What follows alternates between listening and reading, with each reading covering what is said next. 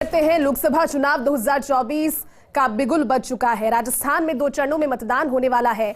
19 और 26 अप्रैल को राजस्थान में मतदान होगा। 19 अप्रैल को पहले चरण और 26 अप्रैल को दूसरे चरण में मतदान होगा। 19 अप्रैल को राजस्थान की 12 सीटों पर वोटिंग होगी। 19 अप्रैल को श्रीगंगानगर, बीकानेर, चूरू, झुंझुनू, सीकर, जयपुर ग्रामीण, जयपुर, अलवर, भरतपुर, करौली, धौलपुर, दौसा और नागौर में मतदान होगा। तो वहीं 26 अप्रैल यानी दूसरे चरण राजस्थान के में 13 सीटों पर वोटिंग होगी। 26 अप्रैल को टोंक, सवाई माधोपुर, अजमेर, पाली, जोधपुर, बाड़मेर, जालौर, उदयपुर, बांसवाड़ा, चित्तौड़गढ़, राजसमंद, भीलवाड़ा, कोटा, झालावाड़, बारां में मतदान और 4 जून को लोकसभा चुनावों के नतीजे सामने आ जाएंगे। तो राजस्थान में वोटिंग कब है, ये सवाल बरकरार था और आज चुनाव आयोग की प्रेस कॉन्फ्रेंस के बाद हर एक सवाल का जवाब सामने आ चुका है।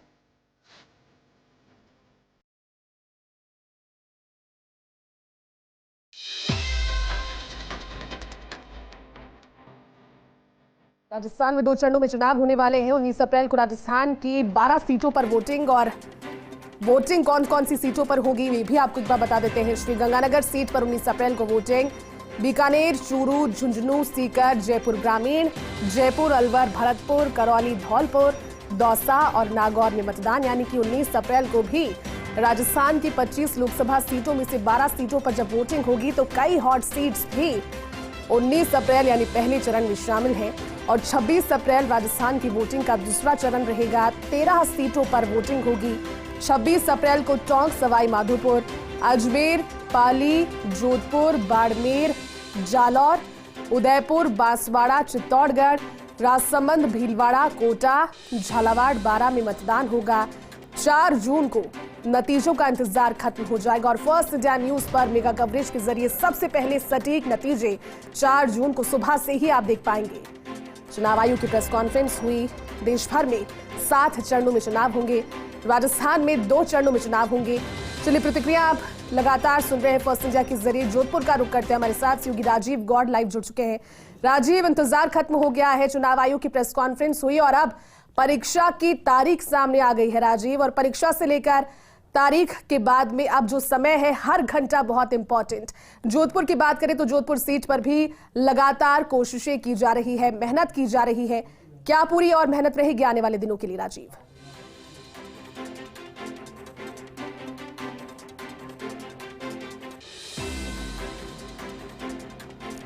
तो चलिए, राजीव से एक बार फिर से जुड़ने की कोशिश करेंगे। मीनवाइल आपको एक बार फिर से बता दें, 19 अप्रैल को पहला चरण राजस्थान में, जिसमें बीकानेर, श्रीगंगानगर, चूरू, झुंझुनू, सीकर, जयपुर ग्रामीण, जयपुर, अलवर, भरतपुर, करौली, धौलपुर, दौसा, नागौर में मतदान होगा। ज्यादा लोगों में एक्साइटमेंट इस बात को लेकर भी रहेगा क्योंकि राजस्थान में लगातार 2 बार से भारतीय जनता पार्टी भगवा लहरा रही है। एक बार न्यूज रूम का रुख करते मेरे साथ सहयोगी विजेंद्र जुड़ गए। विजेंद्र, तारीखों का ऐलान हो गया है और परीक्षा की तारीखों के ऐलान के बाद हर घंटा बहुत इंपॉर्टेंट हो जाता है। हर घंटा जो आपको परीक्षा की तारीख के नजदीक ले जाता है, काम करने वाला घंटा होता है। तारीखों के ऐलान के बाद अब कोशिश और ज्यादा बढ़ जाएगी विजेंद्र सभी की ओर से। आपने इसका परीक्षा के साथ तुलनात्मक विश्लेषण करने के लिए मुझे कहा, तो परीक्षा में जो बच्चा हर साल हर दिन पढ़ता है उसको अंतिम वक्त में तैयारी करने की जरूरत नहीं पड़ती जी। लेकिन चुनाव में ऐसा नहीं होता। चुनाव में तो देखिए ना, अभी तक बच्चा ही तय नहीं हुआ है कि परीक्षा देगा कौन, यानी कि नामों का ऐलान ही नहीं हुआ है।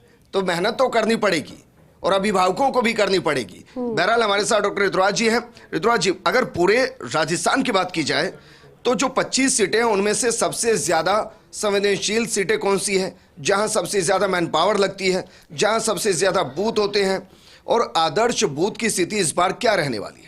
देखिए, सबसे ज़्यादा जो संसद लोकसभा क्षेत्र के हिसाब से अगर बात करें तो टोंक, सवाई माधोपुर की सीटें, हमेशा ये माना जाता है कि वहाँ पर वेबकास्टिंग भी ज़्यादा कराई जाती है और साथ ही साथ जो पैरामिलिट्री फोर्सेस हैं वो ज़्यादा डिप्लॉय होती हैं। इसी के साथ साथ जो करौली की जो सीटें हैं और दौसा के कुछ आसपास के, अब हालांकि दौसा में वो पहले जैसी स्थिति नहीं रही और करौली में भी कमोबेश माहौल सही है, लेकिन इसके लिए विशेष संवेदनशील माना जाता है इन क्षेत्रों को, और उसी हिसाब से जो है पैरामिलिट्री फोर्सेस और अन्य फोर्सेस लगाई जाती हैं। तो ये क्षेत्र का विशेष ध्यान रखना पड़ेगा। और जैसा मैंने कहा कि लगभग इन दोनों क्षेत्रों को अलग अलग जो चरणों में किया है वो बहुत ध्यान में रखते हुए, बहुत फोकस्ड करके कार्यक्रम बनाया गया है। जैसे अगर करौली धौलपुर की बात करें तो ये पहले चरण के चुनाव में संपन्न हो जाएगा, 19 अप्रैल को ये चुनाव संपन्न हो जाएगा। वहीं जो टोंक सवाई माधोपुर है वो 26 अप्रैल को मतदान होगा। तो इसमें खास तौर पर कितने वेबकास्टिंग होंगे मतदान केंद्रों पर, इसके साथ साथ मतदान केंद्रों के साथ साथ क्या और पैरामिलिट्री फोर्सेस लगाई जाएंगी, इन तमाम चीज़ों को देखना होगा आयोग को। इसके साथ ही जो पर्यवेक्षक हैं वो, चूंकि पर्यवेक्षक पहले से ही वहाँ पर नज़र बनाए रहते हैं कि किस तरह का प्रचार का माहौल होता है, किस तरह का वहाँ पर जो अवैध धन और अवैध सामग्री का लेन देन या तमाम तरह की अवैध गतिविधियाँ किस तरह से होती हैं, इन तमाम चीज़ों को देखते हैं और एक रिपोर्ट बनती है बाकायदा। तो इसको लेकर क्या रिपोर्ट बनाई जाती है, उसके हिसाब से पैरामिलिट्री फोर्सेस भी उसी हिसाब से तैनात की जाती हैं। लेकिन ये महत्वपूर्ण क्षेत्र हैं। हालांकि जो पहले की स्थितियां थीं उसमें कई बार हमने ये देखा कि, क्योंकि मैं पिछली लोकसभा चुनाव की अगर बात करें या उससे पहले की भी बात करें तो जो करौली क्षेत्र है या जो गंगापुर सिटी का इलाका है वहाँ पर कई बार हमने देखा कि हिंसक झड़पें हुई और जो ईवीएम कैप्चर करना, बैलेट पेपर से चूंकि पहले मतदान होते थे, काफ़ी हद तक उस पर नियंत्रण लगाया जा सका है और ये नियंत्रण आईटी के उपयोग से ज़्यादा संभव हो पाया है। ठीक, जोधपुर का भी रुख कर लेते हैं। सहयोगी राजीव भी हमारे साथ बने हुए हैं। राजीव, जोधपुर की सीट भी गजब है, क्योंकि जोधपुर की सीट पर भी हर बार जब समझने की कोशिश करते हैं काफी सक्रिय नजर आती है। राजस्थान की 25 लोकसभा सीटों में इंतजार खत्म हो गया है। 26 अप्रैल निर्णायक रहेगा जोधपुर वासियों के लिए भी। इस दिन को और ज्यादा खास बनाने के लिए फर्स्ट टाइम वोटर्स को भी आज एक मैसेज दिया गया चुनाव आयोग की प्रेस वार्ता में। और क्या खास रहने वाला है जोधपुर सीट से राजीव आने वाले दिनों के लिए?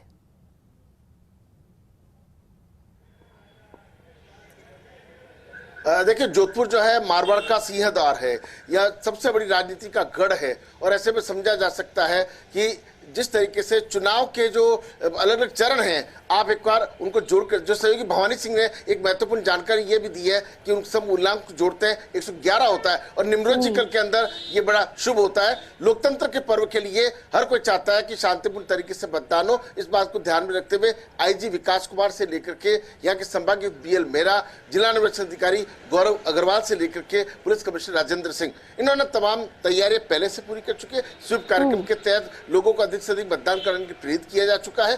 पहले चरण का मतदान का प्रशिक्षण जो पूरा किया जा चुका है, अब दूसरे मतदान का प्रशिक्षण भी शुरू होगा। लेकिन जिस तरीके से अगर बात करें भय मुक्त जो मतदान करना है, निष्पक्ष मतदान करना है, उसको लेकर अतिरिक्त जिला कलेक्टर दीप्ति शर्मा ने भी आज फर्स्ट इंडिया न्यूज के साथ एक्सक्लूसिव बातचीत बताया कि तमाम तैयारियां चाक चौबंद है।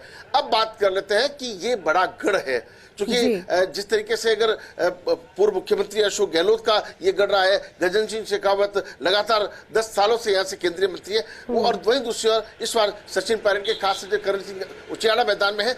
लेकिन मतदाता समझदार है, मतदाता को पता है कि उसको संसद में किसको भेजना है, वो सिर्फ मतदाता ही जानता है। लेकिन अगर चुनाव आयोग के निर्देशों की पालना की तहत आचार संहिता की पालना कराना, कुछ दिनों पहले 10 लाख रुपए की राशि भी पकड़ी गई, नशीले पदार्थ जो आ जा रहे थे, शराब है, उसका लगातार पुलिस जिस सख्ती से पेश आ रही है, वो तमाम कार्रवाई जारी है। अब वो कार्यवाही में तेजी आ सकती है। जैसे चुनाव की तारीख निकट आएगी वैसे वैसे तमाम जो सिस्टम है वो और बेहतर तरीके से लागू होता नजर आएगा। जी बिल्कुल राजीव, एक बार न्यूज रूम का रुख कर लेते हैं। हमारे साथ सहयोगी विजेंद्र लगातार बने हुए हैं। विजेंद्र, निष्पक्ष और ट्रांसपेरेंसी के साथ में भयमुक्त मतदान हो, उसको लेकर के आज कई गाइडलाइंस और भी सामने आई है पार्टीज के लिए भी, और जब आयोजनों को लेकर भी हम गाइडलाइंस का जिक्र करते हैं, बीते चुनावों का पूरा रिकॉर्ड देखते हैं तो नजर आता है कि दबे शब्दों में उल्लंघन होता आया है, लेकिन इस बार ऐसा नहीं होगा। इसको लेकर के भी चीजें सुनिश्चित की जाएंगी कि नई गाइडलाइंस को ठीक से प्रॉपरली फॉलो किया जाए चुनावों को लेकर।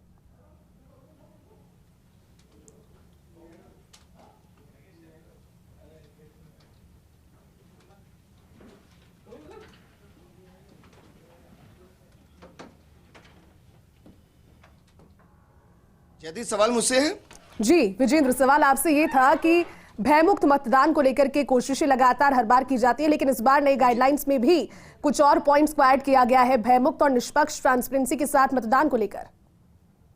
जयती, और मुझे लगता है इस सवाल का सही जवाब हमारी दिल्ली न्यूज एडिटर अदिति नागर दे पाएंगी, क्योंकि अदिति, सबको जाना दिल्ली ही है, चाहे वो जयपुर से जाए, जयपुर ग्रामीण से जाए, भीलवाड़ा से जाए, नागौर से जाए, तैयारी इस बार सबकी जयपुर से, राजस्थान की 25 सीटों से दिल्ली जाने की है। तो बताइए, जो भय मुक्त वातावरण बनाने की बात की जा रही है, उत्तर भारत में वो दिखाई देता है, लेकिन उत्तर भारत से इतर माहौल काफी हद तक गर्माता हुआ नजर आता है।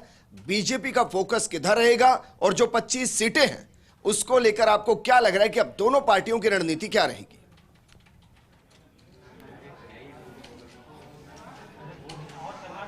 हम ओवरऑल बात कर लेते हैं। भयमुक्त की बात की है और इलेक्शन कमीशन ने कड़े शब्दों में कहा है, हालांकि उसका उल्लंघन होगा, एक बार फिर होगा, हर बार होता आया है कि आप हेट स्पीचेस का इस्तेमाल ना करें।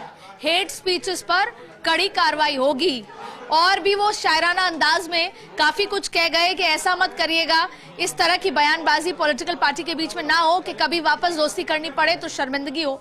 ये तमाम बातें जरूर हुई, लेकिन अब भय मुक्त और दिल्ली तक पहुंचना, संसद तक पहुंचना, आंकड़ों की लड़ाई, इन सारी बातों को अगर संक्षिप्त में समझें तो सबसे बड़ी बात है कि भारतीय जनता पार्टी ने, खुद नरेंद्र मोदी ने जैसे ही डेट की अनाउंसमेंट हुई, सबसे पहले लीड ली। कैसे उन्होंने लीड ली? ट्वीट करके, एक बार फिर 10 साल के अपने कामों को बता के, विपक्ष को कटघरे में खड़े करके, उन 60 सालों का जिक्र करके, करप्शन का जिक्र करके। कल रात की चिट्ठी में भी उन्होंने अपने 10 साल के काम बताए।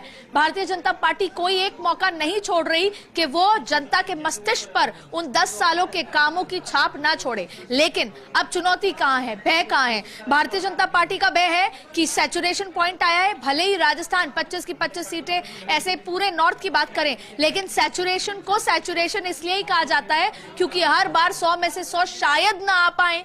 ऐसी स्थिति में राजस्थान की 25 सीटों पर भारतीय जनता पार्टी के 15 नाम आ चुके हैं। इन 10 नामों पे महिलाओं को भी लेकर आना है, इन 10 नामों पे जिताऊ उम्मीदवारों को भी लेकर आना है, इन 10 जो बची सीटों पर जो कांग्रेस से आए हुए नेता, उनको भी बैलेंस करना है। रोज नए नेता ज्वाइन कर रहे हैं, ये एक बड़ी चुनौती है। वहीं कांग्रेस भी लगातार वो जिसे ईंट का जवाब पत्थर से देने की कोशिश में लगी है। ये देखना होगा रणनीति कितनी ज्यादा कारगर होती है। अब बात है इंडिया गठबंधन की।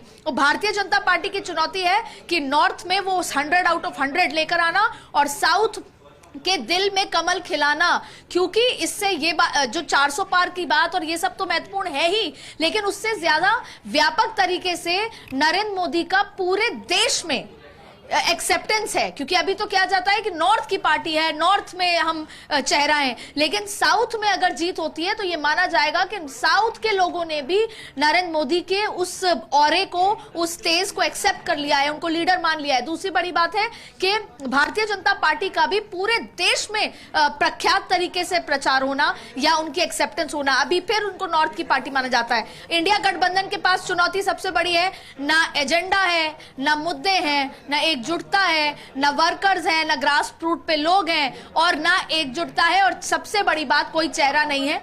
राहुल गांधी को अब जब आज मुंबई में उनकी समाप्त हो जाएगी रैली, तब बैठकों का दौर में कितने मोटिवेशन वो दे पाते हैं, कितना इंपैक्ट ला पाते हैं। चुनौती दोनों तरफ है, लेकिन ये बात साफ है कि भारतीय जनता पार्टी की कमर ज्यादा बेहतर तरीके से कसी हुई है। भारतीय जनता पार्टी का होमवर्क बहुत ज्यादा बेहतर तरीके से है, तस्वीर साफ हो चुकी है और 4 जून को नतीजे आएंगे। 4 जून को मंगलवार है, मंगलवार हनुमान जी का दिन होता है। राजनीति और चुनाव की बात हो तो जाहिर तौर पे धर्म और भगवान का नाम आता ही है। तो अब यहाँ पर कर्नाटक में तो बजरंगबली ने कांग्रेस को जिता दिया था, लेकिन अब देखना होगा कि 4 तारीख को मंगलवार वाले दिन हनुमान जी किसकी तरफ, किसको जीत दिलाते हैं। अदिति, अब ये बताइए, क्योंकि तारीखों का ऐलान हो चुका है, 19 अप्रैल को पहले चरण के लिए मतदान होगा। हम बात कर रहे हैं आज की तारीख में, वक्त बचा नहीं है, 1 महीने का वक्त भी नहीं बचा है, और इन सब के बीच में 27-28 तक आपको नामांकन करना है। अभी तो जो पहले चरण की सीटें हैं उस पर दोनों पार्टियां अपने कैंडिडेट ही डिक्लेयर नहीं कर पाई।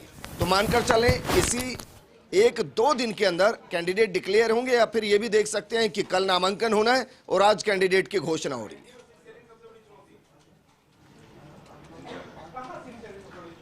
देखिए, भारतीय जनता पार्टी के लिए मैं कह सकती हूँ कि उसने बहुत कुछ तैयारी मेंटली कर रखी है।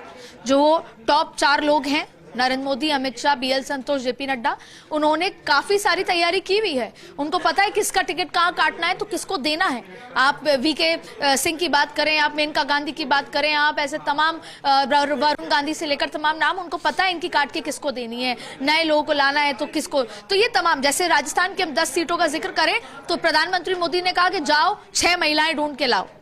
अब इन 6 में से वो 4 को शॉर्टलिस्ट करने वाले हैं, उसमें जिताऊ होनी चाहिए, परम्यूटेशन कॉम्बिनेशन होना चाहिए। तो अब आपने कहा कब होगा? कल कोर ग्रुप की बैठकें हैं कई राज्यों की दिल्ली में।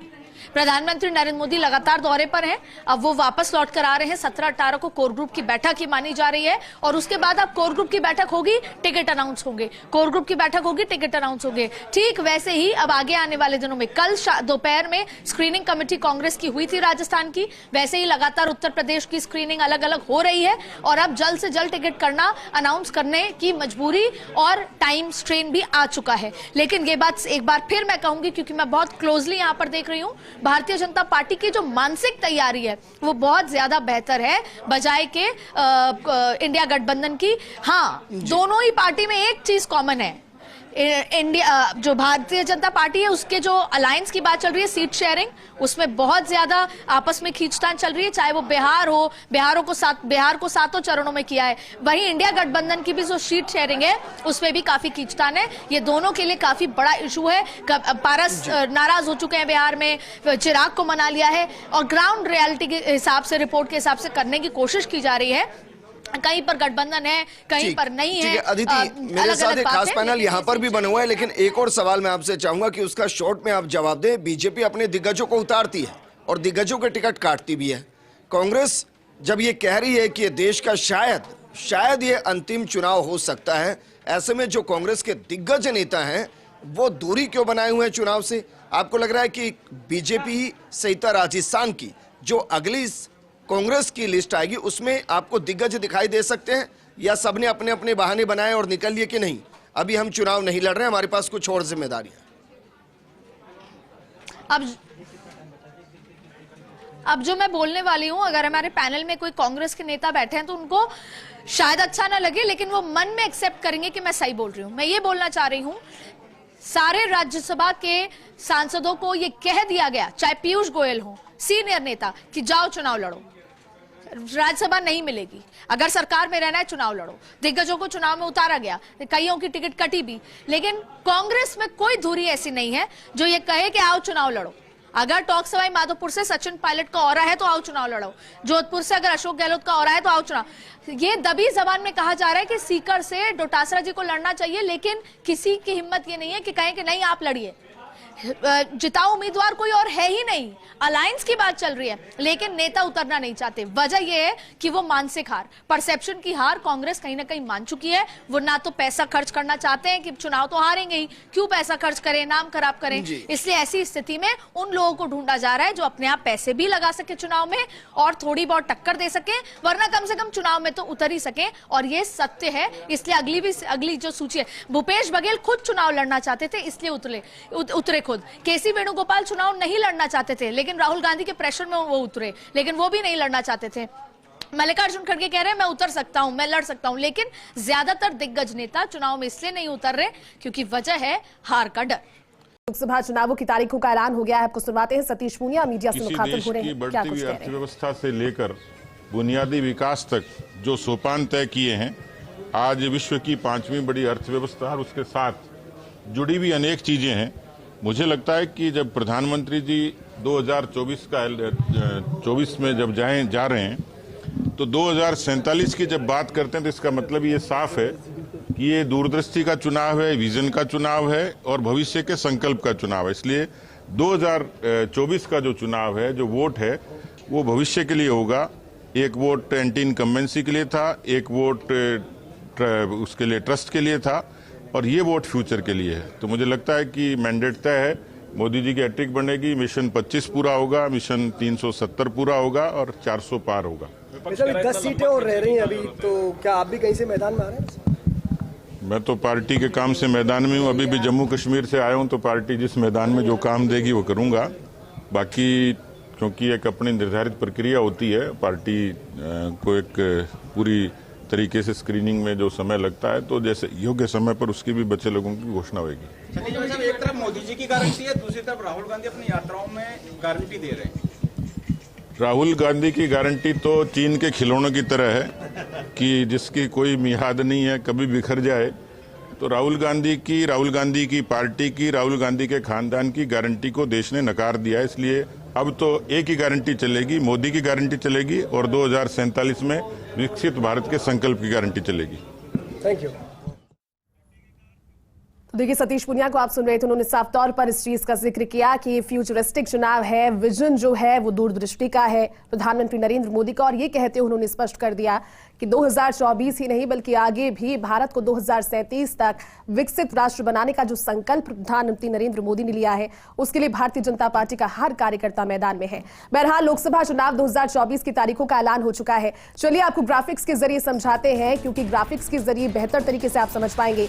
राजस्थान का पहला चरण 19 अप्रैल को, 19 अप्रैल और 26 अप्रैल ये 2 चरण रहेंगे राजस्थान के। श्रीगंगानगर, बीकानेर, चूरू, झुंझुनू, सीकर, ये वो सीटें जहां पर पहले चरण में मतदान होगा। 12 सीटों पर 19 अप्रैल को वोटिंग होने वाली है। जयपुर ग्रामीण, जयपुर शहर, अलवर, भरतपुर, जयपुर ग्रामीण और जयपुर शहर, इसमें अभी भी इंतजार है उम्मीदवारों के नाम का। करौली, धौलपुर, दौसा और नागौर में भी पहले चरण में यानी कि 19 अप्रैल को वोटिंग होगी। वो 12 सीटें हैं जहां राजस्थान के पहले चरण के चुनाव के दौरान वोटिंग होने वाली है। 19 अप्रैल को राजस्थान की 12 सीटों पर वोटिंग और करौली में वोटिंग, धौलपुर, इसके अलावा दौसा और नागौर में वोटिंग। नागौर की राजनीति राजस्थान की राजनीति को सक्रिय तौर पर हमेशा से प्रभावित करती आई है। नागौर भी हॉट सीट है। नागौर में किस तरह के समीकरण बनते हुए नजर आ रहे हैं और 19 अप्रैल को जनता क्या डिसाइड करती है नागौर के लिए, किसे चुनकर भेजा जाता है दिल्ली, ये भी तय हो जाएगा। लेकिन 19 अप्रैल को राजस्थान की पहले चरण की वोटिंग होगी। और चलिए आपको सुनवाते हैं, डॉक्टर प्रेमचंद बैरवा मीडिया से मुखातिब हो रहे हैं, क्या कुछ कहना है। मोदी जी पे सभी को, पूरी जनता 10 साल में उनके कार्यकाल को देखते हुए और उनके इतने जो कार्य हुए हैं जिनकी हम सोच नहीं सकते थे और हिंदुस्तान का मान और सम्मान बढ़ाया, तो निश्चित रूप से राजस्थान की जनता ये चाह रही है कि अगर विकसित भारत का सपना साकार करेंगे तो माननीय नरेंद्र मोदी जी ही कर पाएंगे। इसलिए पूरी राजस्थान की जनता भारतीय जनता पार्टी के साथ होकर और माननीय नरेंद्र मोदी जी को तीसरी बार प्रधानमंत्री बनाएंगे। कांग्रेस ने सवाल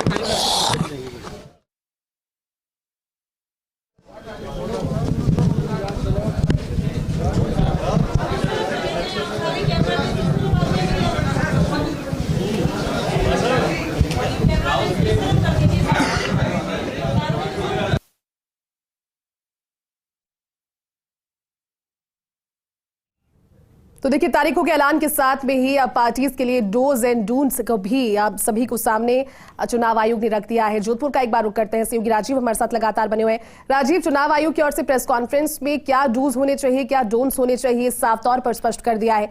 लेकिन जोधपुर के राजनीतिक लिहाज को अगर समझने की कोशिश की जाए राजीव, तो जोधपुर में भी कई बार वर्चस्व की लड़ाई नजर आती है, कई बार नाम की लड़ाई नजर आती है। लेकिन एक बार फिर से लौटेंगे राजीव आप पर, एक बार सुनवाते हैं मल्लिकार्जुन खड़गे मीडिया से क्या कुछ कह रहे हैं। To other opposition parties, this is there, and naturally others may also do to some extent, but anyway, let us see. Now we can't say it is only election commission is hardly today born, so in future what is going to happen, how they are going to behave impartially, and I hope, I expect that they should behave impartially. There should be level playing ground. That will help the country and real democracy. The spirit of real democracy should be shown. Sir, he has chosen your constituency as first political rally, sir, Kalburgi, on the same day. Okay. In democracy, we can't say you don't come to our constituency. When he likes that constituency, or he may be feeling that from North Karnataka, he wanted to start from Kalyan, Karnataka. That's why he might have chosen. ಅದನ್ನ ನಾನು ಹೇಳದಲ್ಲ ಈಗ. मल्लिकार्जुन खड़गे को सुन रहे थे आप। उन्होंने भी प्रतिक्रिया दी है। चुनावों की तारीखों के ऐलान के बाद देश भर में 7 चरणों में चुनाव होने वाला है। 4 जून को स्थिति बिल्कुल स्पष्ट हो जाएगी, क्योंकि 4 जून को नतीजे का दिन रहेगा। राजस्थान का जिक्र जब हो तो 2 चरणों में चुनाव होंगे। मतदान 2 चरणों में होगा। 19 और 26 अप्रैल को राजस्थान में मतदान होने वाला है। और खासतौर पर इस ग्राफिक्स प्लेट के जरिए आप समझ पा रहे हैं, राजस्थान में, सिक्किम में, तमिलनाडु में, त्रिपुरा में जब मतगणना 4 जून को होगी तो फिर देश भर की निगाहें 4 जून को टेलीविजन स्क्रीन के सामने होगी, क्योंकि बेहद निर्णायक दिन रहेगा। लोकसभा चुनाव 2024 तारीखों का ऐलान आज हो गया है। राजस्थान में 2 चरणों में मतदान। 19 और 26 अप्रैल को राजस्थान में मतदान। पहले चरण में 21 राज्य मतदान 19 अप्रैल को। राज्य पुडुचेरी, मिजोरम, मेघालय, मध्य प्रदेश सीटें भी हर राज्य के सामने जो पहला चरण रहेगा उसमें नजर आ रही है। मतगणना 4 जून को। कुल 102 सीटों पर पहले चरण में, यानी कि सबसे ज्यादा सीटें पहले चरण में चुनाव होने वाले हैं इन पर। तो ये राज्य राजस्थान 12 सीटें पहले चरण में, और वर्चुअल के जरिए, ग्राफिक्स के जरिए अब आपको समझाते हैं, क्योंकि ज्यादा आसानी होगी। पहला चरण राजस्थान में चुनाव। राजस्थान में 19 अप्रैल को पहले चरण के चुनाव होंगे। कौन सी सीटें होंगी 12, वो भी आपको बता देते हैं। सीकर, जयपुर ग्रामीण, जयपुर शहर, अलवर, क्योंकि कुल सीटें 25 है, जिसमें से 13 सीटों पर 26 तारीख को चुनाव होंगे। लेकिन 19 अप्रैल को 12 सीटों पर चुनाव, जिनमें भरतपुर भी होगा, करौली धौलपुर भी होगा, श्रीगंगानगर, बीकानेर, चूरू, झुंझुनू। ये राजस्थान की वो सभी सीटें हैं।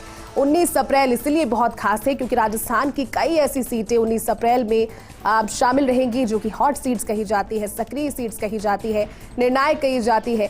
भरतपुर, करौली, धौलपुर, दौसा, नागौर, ये कुल 25 सीटें हैं। लेकिन 19 तारीख को 12 सीटों पर वोटिंग, और उसके बाद 26 अप्रैल को 13 सीटों पर वोटिंग। चलिए एक बार फिर से जोधपुर का रुख करते हैं। राजीव हमारे साथ लगातार बने हुए। राजीव, जोधपुर की राजनीति में इस बार कौन से फैक्टर्स निर्णायक होंगे, ये समझाइए सबसे पहले, क्योंकि हर 5 साल के बाद होता है कि जनता के मुद्दे बदलते हैं, लेकिन पारंपरिक वोटर्स भी यहाँ पर एक बड़ी चुनौती क्या दोनों पार्टीज के लिए रहेंगे, या फिर एक पार्टी के लिए चुनौती और दूसरी पार्टी के लिए एडवांटेज होंगे पारंपरिक वोटर्स?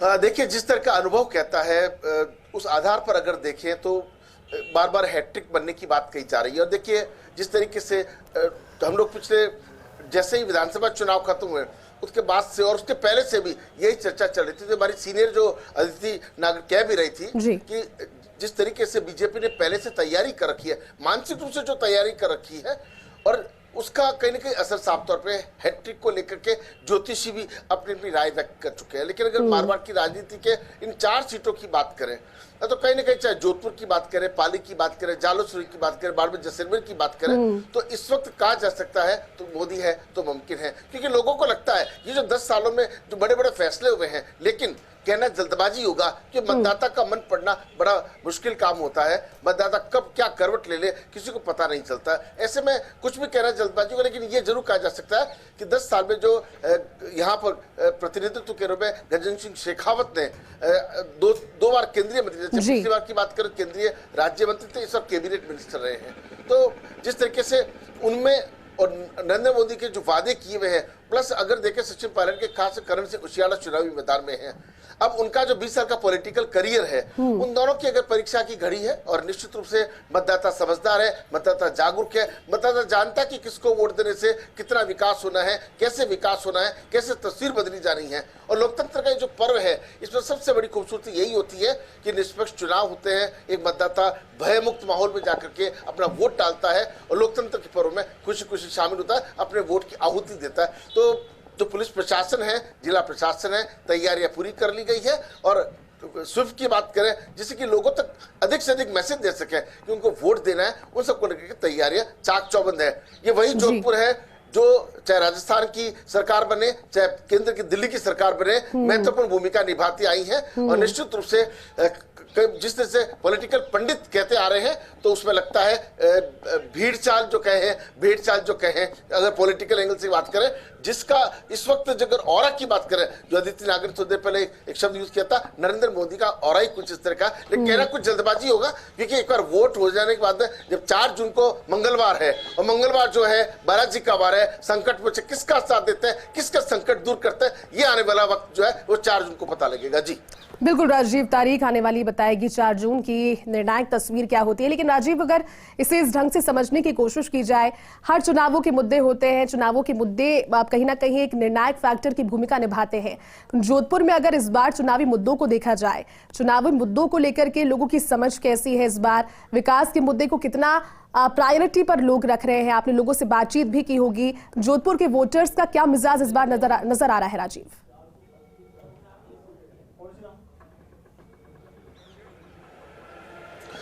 देखिए, जिस तरीके से एक लहर कहें, एक हवा कहें, कई बार विकास के मुद्दे आप देखिए कि पिछली जो विधानसभा, पिछले मुख्यमंत्री अशोक गहलोत ने खूब सारे विकास के कामकाज कराए, मतदाता का मन नहीं पड़ा जा सकता। उसके पहले वसुंधरा राज की बात करें अगर लोग तो, लेकिन जिस तरीके से नरेंद्र मोदी के नेतृत्व में पूरा देश में जो बड़े बड़े फैसले हुए हैं और मतदाताओं को किसी से कोई मतलब नहीं है, वो तो ये देखते हैं कि बड़े फैसले से आज देश की तस्वीर पूरी दुनिया के सामने क्या हो गई है। तो कहीं ना कहीं एक तो वो बात है, अगर चुनावी मुद्दों की बात करें तो लोगों को लगता है कि कुछ गाँव ढाणियाँ ऐसी है जहाँ अभी तक पानी नहीं पहुँचा है।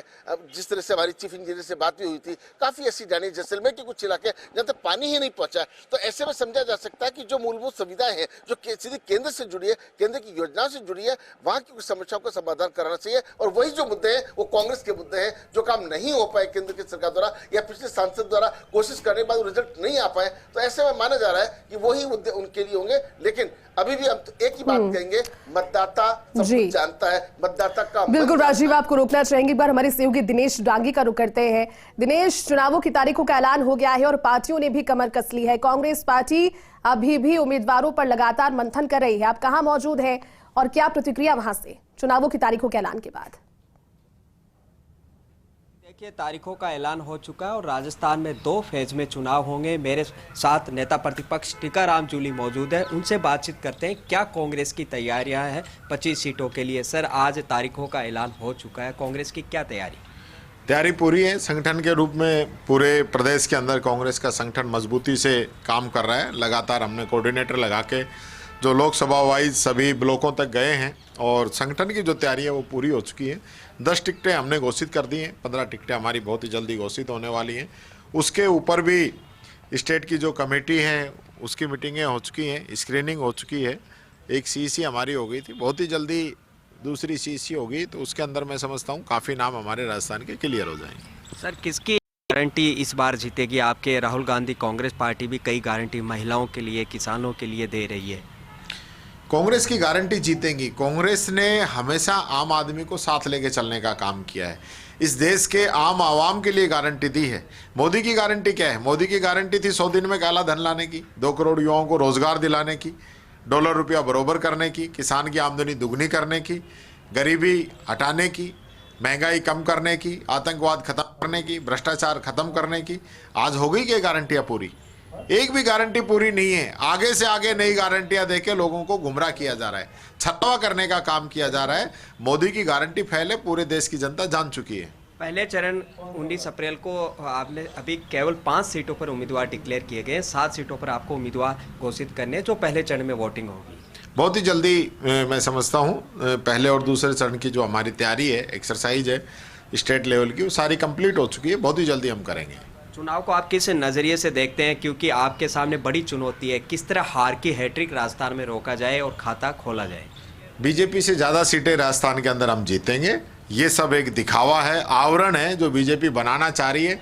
उसको खुद पता है हम चुनाव हार रहे हैं, इसलिए इस प्रकार का शो देने के लिए जिस प्रकार से पैसों को पानी की तरह बहाया जा रहा है, प्रचार किया जा रहा है, विकसित भारत के रथ चलाए जा रहे हैं, एलईडी घुमाई जा रही है, होर्डिंग बैनर पोस्टर लगाए जा रहे हैं, सब जनता जान चुकी है। अब आज आचार संहिता लगी, अब सब हट जाएगा, सब पता चल जाएगा धरातल पे क्या है। आपको क्या लगता है इस बार कितनी सीटें जीत पाएंगे? क्या खाता खुलेगा? बीजेपी से अधिक सीटें जीतेंगे। खाता खुलने की बात कर रहे हो आप, बीजेपी से ज़्यादा सीटें राजस्थान के अंदर जीतेंगे। तो ये थे नेता प्रतिपक्ष टीकाराम जूली, उनका कहना है कि जल्द ही जो शेष सीटें बची हुई है यानी 15 सीटों पर कांग्रेस को अभी उम्मीदवार घोषित करने हैं। 19 या 20 मार्च को सीईसी की बैठक होगी तो 6 सीटों पर उम्मीदवार घोषित कर दिए जाएंगे। जी बिल्कुल दिनेश, और साफ तौर पर कोशिशें अब और ज्यादा तत्पर हो जाएंगी क्योंकि लोकसभा चुनाव 2024 में तारीखों का ऐलान हो चुका है। राजस्थान में 2 चरणों में मतदान है। 19 और 26 अप्रैल को राजस्थान में मतदान होगा। दिनेश, एक और सवाल है क्योंकि राजस्थान में आपने जिस तरह से सवाल भी पूछा, ये सवाल आप ही से है। इस बार राजस्थान में चुनाव गारंटी वर्सेस गारंटी नजर आ रहा है।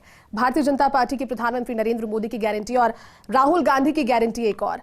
भारतीय जनता पार्टी जहां पर अपनी गारंटियों को अमली जामा पहनाने का दावा कर रही है, एक एक करके जनता को राहत देने की बात कर रही है, तो कांग्रेस की ओर से भी कोशिशें अब जनता के बीच अपनी बातों को पहुंचाने की कितने हद तक होती हुई नजर आएंगी आने वाले दिनों के लिए, क्योंकि समय अब कम है। दिनेश जी देखिए, यह आम चुनाव इस बार कह सकते हैं कि गारंटियों वाला होगा, गारंटी वर्सेस गारंटी होगा कि जिस तरह 30 लाख युवाओं को रोजगार देने का वादा कांग्रेस पार्टी ने किया है और महिलाओं को एक मुफ्त राशि उनको दी जाएगी हर महीने, इस तरह की गारंटियां कांग्रेस पार्टी दे रही है। और राजस्थान के विधानसभा चुनाव के रण में भी आपने देखा होगा, अशोक गहलोत सरकार ने गारंटी दी थी, जिसके कारण कह सकते हैं कि 70 सीटें, एक सम्मानजनक स्कोर यहाँ पर खड़ा किया था। तो अब जो भजनलाल सरकार का कार्यकाल रहा है और केंद्र सरकार का जिस तरह का कार्यकाल रहा है, उनकी नाकामियों को लेकर कांग्रेस लोकसभा चुनाव के रण में उतरेगी। और जाहिर सी बात है, चुनौती बड़ी है। 25 लोकसभा सीटें आती है और 2 बार चुनाव से लगातार खाता यहाँ पर कांग्रेस पार्टी का नहीं खुल रहा।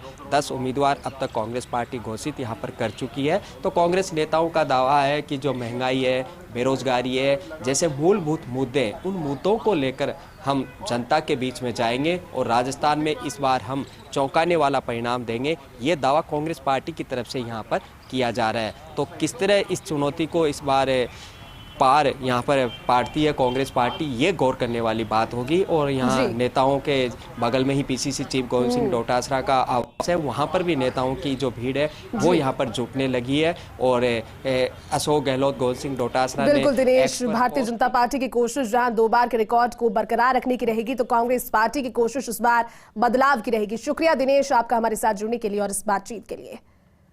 तो चुनावों का राजस्थान की तारीखों का ऐलान भी हो गया है। अब वर्चुअल के जरिए आपको फिर से एक बार समझाते हैं, क्योंकि 19 अप्रैल को राजस्थान की 12 सीटों पर वोटिंग होगी। कौन सी सीटें होंगी, 12 सीटें 19 अप्रैल को, वो आपको अब वर्चुअल के जरिए समझाते हैं। श्रीगंगानगर की सीट होगी 19 अप्रैल को, श्रीगंगानगर की सीट पर चुनाव होगा। श्रीगंगानगर में, बीकानेर में, चूरू में और झुंझुनू में, ये वो 12 सीटें जिनमें से 4 सीटें आपको बताई, सीकर, जयपुर ग्रामीण, जयपुर शहर। हालांकि जयपुर ग्रामीण और जयपुर शहर दोनों ही पार्टियों की ओर से उम्मीदवारों के नाम का इंतजार। भरतपुर, धौलपुर, करौली, दौसा और नागौर, यहां 12 सीटों पर 19 तारीख को मतदान होगा। तो राजस्थान में पहले चरण की वोटिंग किन किन सीटों पर होगी, क्योंकि पार्टियों की ओर से उम्मीदवारों का इंतजार भी अभी किया जा रहा है। राजस्थान में चुनावों की तारीखों के ऐलान के साथ श्रीगंगानगर, बीकानेर, उसके अलावा जो आप देख रहे हैं टेलीविजन स्क्रीन पर, भरतपुर, करौली, धौलपुर, दौसा और नागौर। नागौर की सीट, दौसा की सीट, यहां पर 19 अप्रैल को वोटिंग होने वाली है। श्रीगंगानगर, बीकानेर, चूरू, झुंझुनू, ये वो सीटें हैं, 12 सीटें जहां पर 19 तारीख को वोटिंग होगी। पहले चरण की वोटिंग 19 तारीख को राजस्थान में कंप्लीट हो जाएगी। और 26 अप्रैल को राजस्थान की 13 शेष सीटों पर वोटिंग होगी। 25 सीटें, 12 सीटें पहले और 26 अप्रैल को 13 सीटें।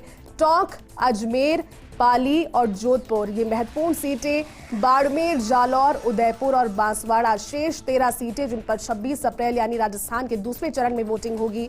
चित्तौड़गढ़, राजसमंद, भीलवाड़ा और कोटा, ये वो 13 सीटें हैं जिसमें 26 अप्रैल को वोटिंग होगी।